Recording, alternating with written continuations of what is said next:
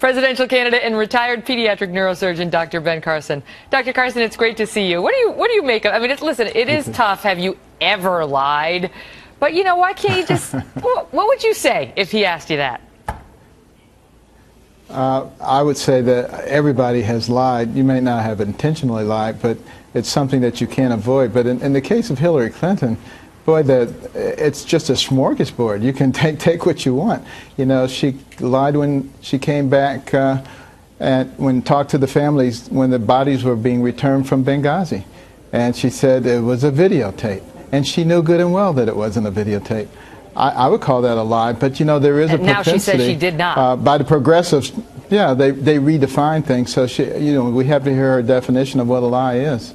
I, in that interview, said it was Serbia. It was actually Bosnia. I just want to show the audience what I'm talking about, because this is how she described her time in Bosnia. Listen. I certainly do remember that trip to Bosnia. I remember landing under sniper fire. There was supposed to be some kind of a greeting ceremony at the airport, but instead we just ran with our heads down to get into the vehicles to get to our base. And here are the pictures of what actually happened in Bosnia in the time that she was talking about. Here she goes. There. The bullets were licking her hair. I mean, it's just so ridiculous, Dr. Carson. This is one of the reasons why you appeal to people as somebody who is not a politician, whose honesty ratings are, I think, the highest among any of the candidates. Well, even with my record of honesty, you know, they tried to besmirch my reputation. Of course, as all of the things were proven to be true that they said weren't true, they never came back and said anything. But, you know, I think that's one of the things that will make Hillary Clinton easy to beat, quite frankly. I would relish an opportunity to run against her. What do you make of her claims now? Hers and other Democrats and liberals are claiming that the reason Justice Scalia is not going to have a replacement named or confirmed or had a hearing by the U.S. Senate is racism, is the Republicans' racism against President Obama, coming out and saying the GOP candidates, this is Hillary, are speaking in coded racial language.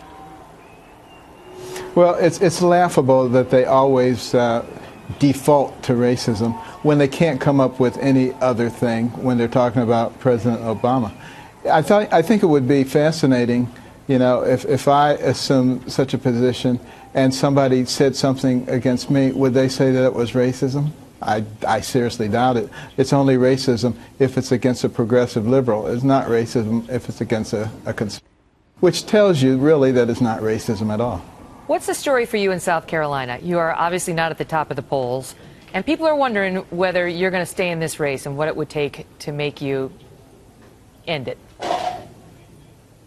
Well, instead of looking at ending it, I'm looking at ascending in the polls and continuing to make progress as we go around the country, and more people actually have an opportunity to hear what my policies are. I think I have more policies out on bencarson.com than anybody has. And being able to talk about the real issues, not get into this gladiator stuff, because it's not really about me or Donald Trump or Ted Cruz or anybody else. It's about we the people. And somehow we've got to return the focus to that and the things that are destroying the American dream. Dr. Carson, always great speaking with you. Thanks for being here tonight. You too. Thank you, Macon.